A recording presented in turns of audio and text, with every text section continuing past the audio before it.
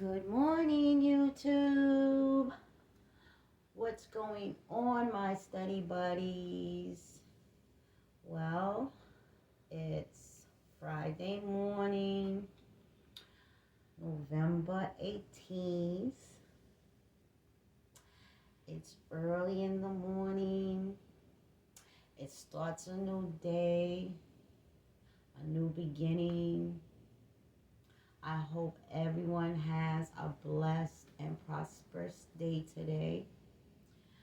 Well, today my video will consist of Chapter 1, Chapter Test, Answers and Questions from the Milady's State Board Preparation for your state licensing. So I've already have completed chapter 1 through chapter 6. So I will bring you guys up to speed, and then we will go straight to chapter 7 together. And we will answer it together. It will all be new to us. However, these are questions and answers I already have. They're written on my notepad now, not on my flashcards. So, I hope you enjoy. I hope you take notes. And please like, share, subscribe. Liking my video will help the algorithm get this out to others who may be studying to take their exams, who are in school and would like to know a little bit about what it's about going forward when it's time for them to take their exams. And anyone who's just interested and really want to pass time away and listen to my voice and try to see if they know anything. So let's get to it. Okay. Like I said, please like, subscribe, comment, ask me any questions if you would like to know something or you would like me to ask or answer anything particular, something specific. Go ahead, put it down in the comments, and I'll get back to you. But until then, just like, subscribe, hit your notification, share, and comment. Thank you, and let's begin. So, chapter 1, 1 through 15. The first question is, who invented the first curling iron?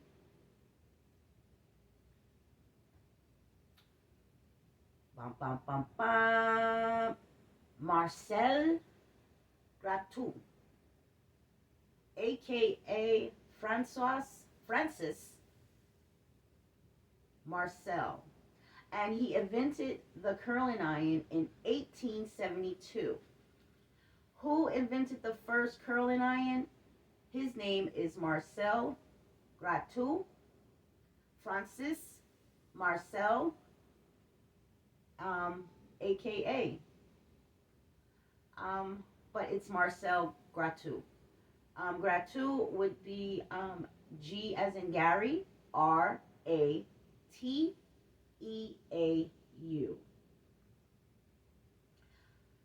Question number 2. Coal makeup wasn't used in ancient Egypt for what? There are questions that were also given.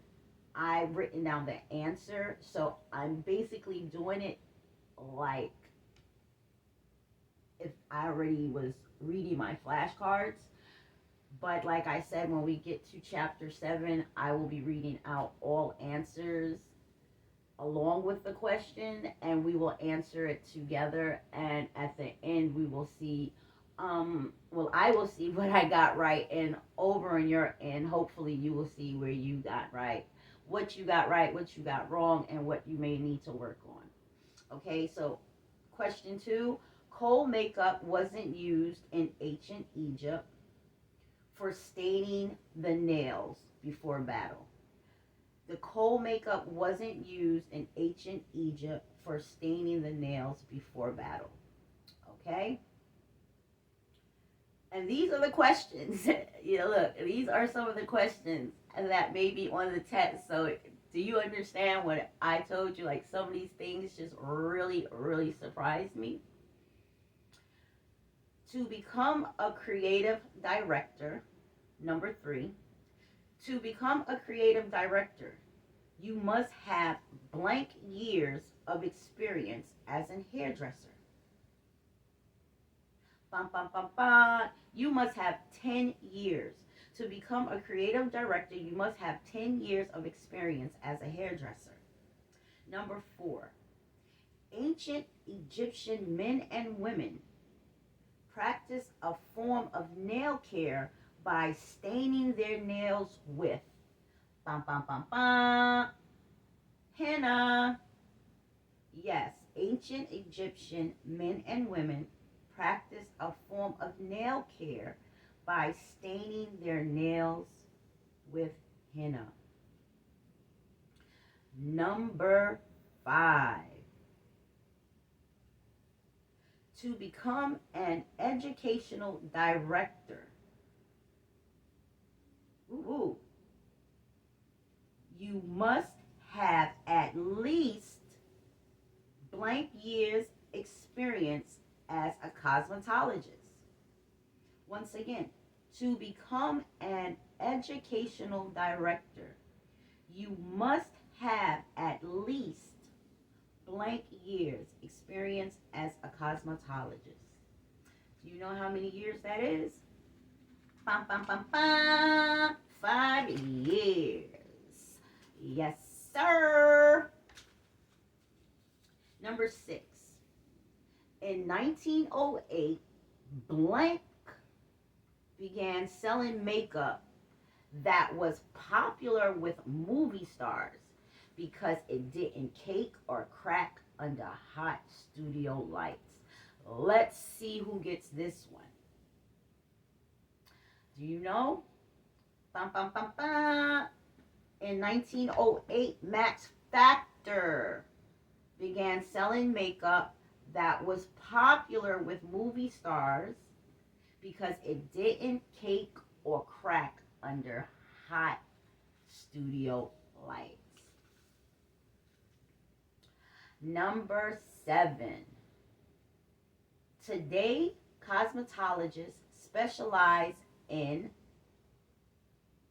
bum, bum, bum, bum. Today, cosmetologists specialize in hair cutting.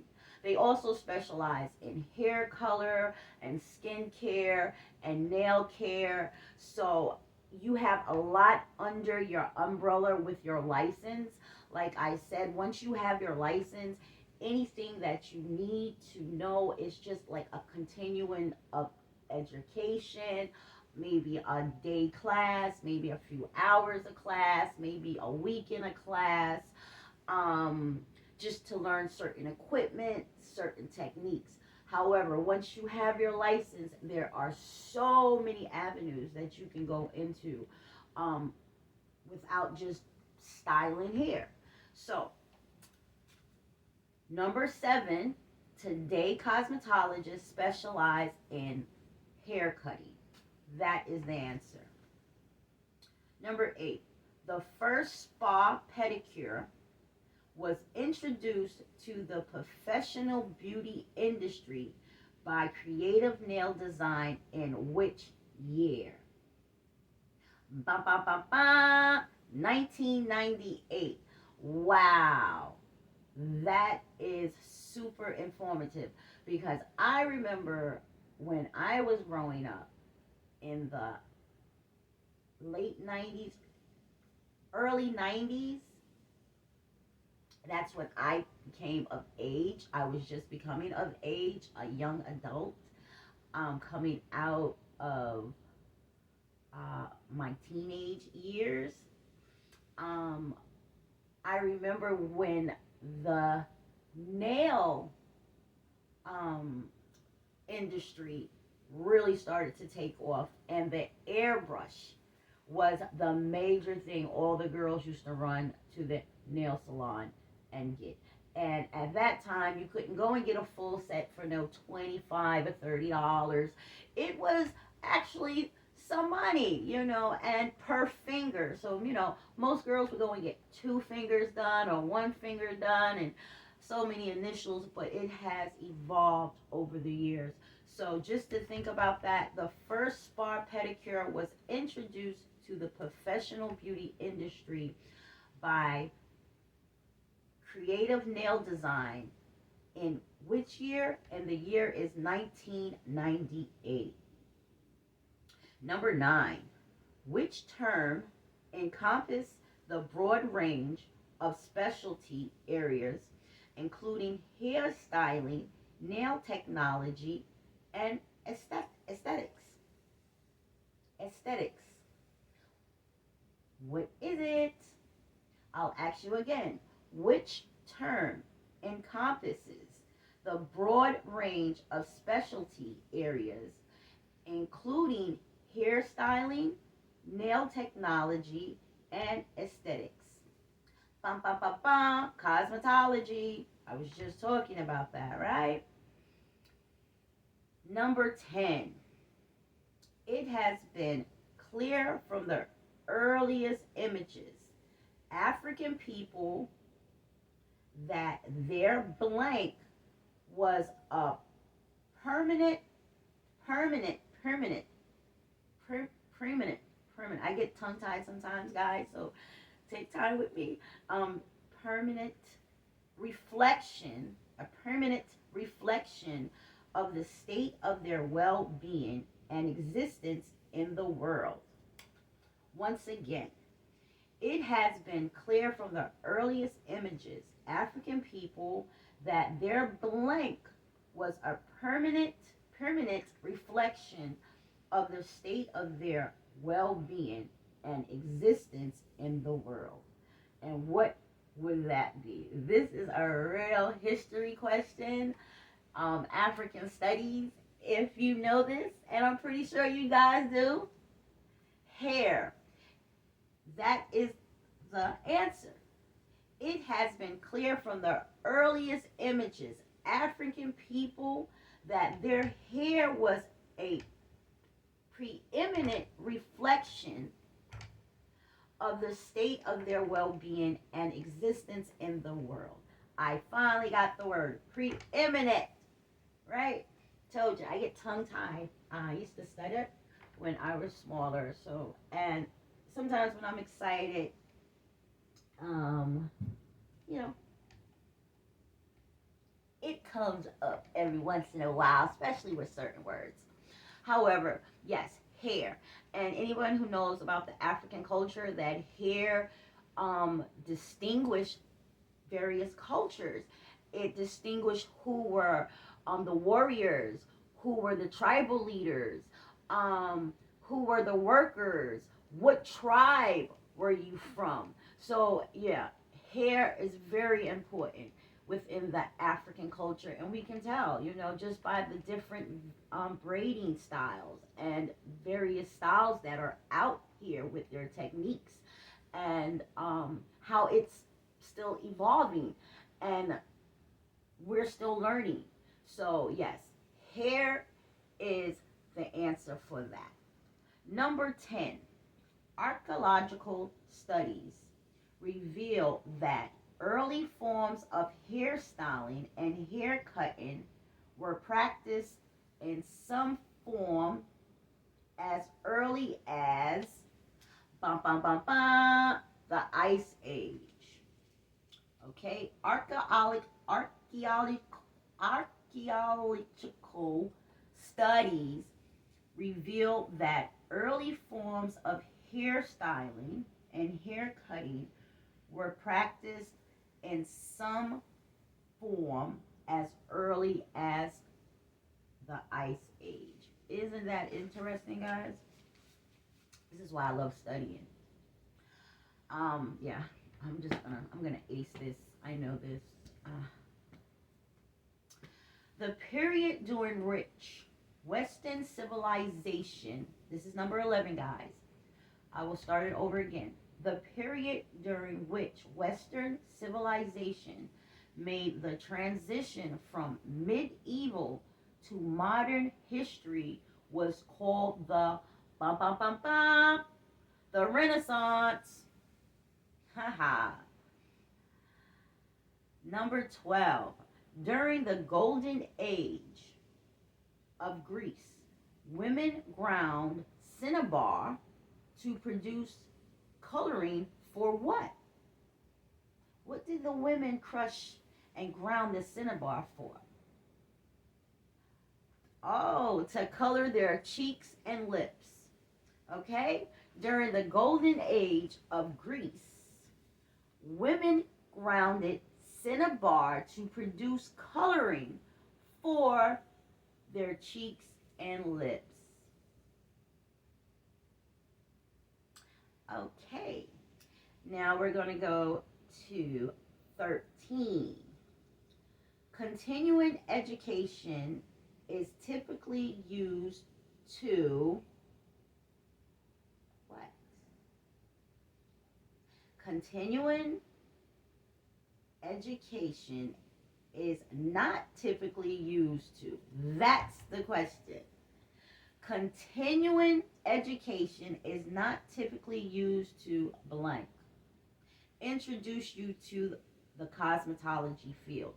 Like I said, continuing education is not to introduce you to the field because you've already studied, you've already been trained, you already went through theory and different techniques of hairstyling, hair development, hair design, um, hair cutting, hair coloring. So you don't need to be introduced anymore. So continuing education is just to continue and build on the skills that you already have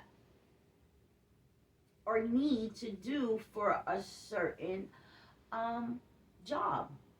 Like an esthetician, I may need to um, do electrolysis, right? If I'm working in a spa. So, or if I want to open up my own spa. So I may need to continue education on the certain machines, whether it's for Sonobello, whether it's for Botox, whether it's for balayage, ombre, coloring. These are certain continual education courses that one with a license would take. But continuing education is not typically used to what? Introduce you to the field of cosmetology. Number 14. Which term refers to the variety of permanent waving and straightening services available for various hair types and conditions? Bum, bum, bum, bum. Texture services. Okay, guys? So number 14 is texture services. And the question once again is, which term refers to the variety of permanent waving and straightening services available for various hair types and conditions? And that would be texture services. Number 15 and the last question for chapter 1. Which of the following does not demonstrate that you are an ethical person? So like I said, it's a few questions. I think it's 5 questions. multiple choice and you have to pick one of them. So, which of the following does not demonstrate that you are an ethical person? And that would be sharing clients' information. Alrighty. So, we have completed chapter 1, and we have another 31 chapters just for this portion of the practice testing. And we will alternate because we have over 64 chapters to go through. They're split up, and then we will take the major test of 100 questions at the end. But until then, we will just study and obtain as much information as you can. I work by visual. I also work by hearing, and I also work really well by reading. So I'm really heightening all of my senses by reading, by listening, by talking, and I'm obtaining a lot of information, retaining a lot of information, and it's going to benefit me. Okay, guys? So, yes, I have a very full day today. I look forward to hearing from you guys. I hope that you have taken some notes. I wish you luck in your studies to all my future cosmetologists. I wish you luck to all cosmetologist students, wherever you are and whatever state you're from, and take it one day at a time. Okay, it's no race. You have to learn for you. Okay, and learn it. Learn the craft. On a side note, I just want to say one little thing. Um, as a cosmetologist, a licensed cosmetologist, I do have a temporary license as of right now. And like I said, once I pass my state boards, I will have my full license. But I am a licensed master barber. So, I hear a lot about, these new wave stylists. Well, a lot of these new wave stylists don't have a license. Okay, and they're advertising services, whether it's to do your hair, whether it's to do your nails, whether it's to do skincare, and they don't know hair theory, nail theory, skincare theory. They're not licensed to put a chemical in your hair, which you pay for what you get. So those who are licensed, though, um, have earned the right to charge depending on their work, on their self work, on the service that you will be receiving, how long of a time, what products they may be needing. And you can't put a price on anyone's worth, right? You can't put a price on anyone's business because you don't complain when you go to Louis Vuitton or Birkin or Chanel, And one thing about uh, the one thing about being a consumer, uh, a person who is looking to have a service done, you have so many people out here. So, just like you may not be able to afford something as far as a car or certain shoes, you have choices, right? So, just like you have a choice to go to this restaurant or to this store, you also have the choice to go to this stylist or this barber if it's not in your range. To complain about something that is also in your control is kind of frivolous and kiddish. Understandable that you are going to maybe individuals who are not licensed, who are not trained um, in theory, in regarding to the science of the hair and the skin and the nails, etc. They're not even trained in how to interact with their customers and run a business, because anyone who has been trained understands that their customer is the most important person. Okay, that customer comes to you for an experience.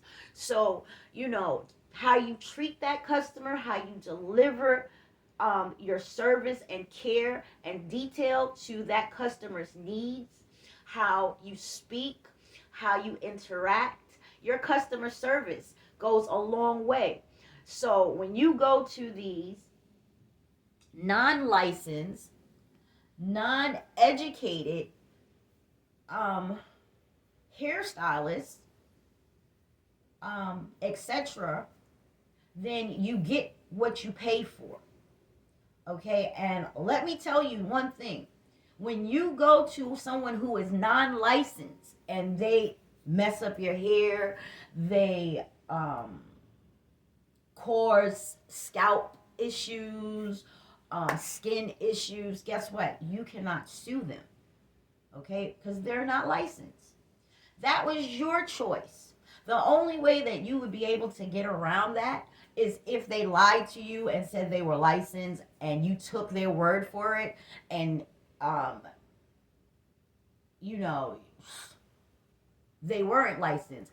Well, you took their word for it, but they did tell you a fib. Now, if you can prove that in the court of law, yes, you'll be able to civilly, small claims, pull a lawsuit. If not, it's just like buying a car from a person in the street. The limit law, you get what you pay for. Okay, so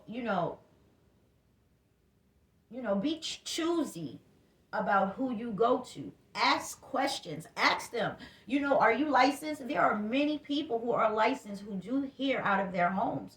There are many people who are licensed who will come and do hair at your home. It might be a little bit more, like celebrity stylists. All right. People who work more as a floater, freelancing. Okay. However, yeah, the complaining of what a licensed cosmetologist, hairstylist, nail tech, lash tech, esthetician, that is unfair because we have to do a lot. You paying for your labor, you're paying for the time that it may take to do that service. Say you're having a lightener and a color, you may have to be in my chair for 4 hours. A color correction, it may take 5 or 6 hours. It may take more than one session, but within that session I may not be able to take no other clients because I have to be by your side. So with that, you have to be charged accordingly. Okay, on top of whatever products I will be using, on top of my labor and time, on top of little other incidentals. However, I beg to differ. If you go to someone who is not trained, not licensed, they do hair because they used to do their homegirls, their aunties and grandmamas, and they really have really good skills, but they are not trained right. They're not trained right. Okay, and with anything you do in life, you will get trained right. Not only will you get trained on the the course itself, but you also will get trained on how to handle the business, the ins and outs, the everyday of what it takes to run an efficient and effective business, how to retain and gain customers, okay, and keep them. And it all depends on you as a person, how clean you are, how modern you are. But one big thing, it depends on you as the person, how you treat that person, and the experience that you give that person. So, if you want money, every once in a while, and you want a drip or drop of customers here and there, keep doing shoddy work. Um, those who are unlicensed, and you're going to see, you know, where you get along in life. However, if you want to up your monetary value and keep your customers and gain more customers, because let me tell you something, you can advertise as much as possible, but you really get more customers by word of mouth. Word of mouth will get you customers like a mug. Okay, your work that you do on someone else is like your walking billboard. Okay, and someone's gonna be like, oh my god, I like those nails, I like that hair, oh my god, that cut is awesome, that color is awesome, where did you get that from?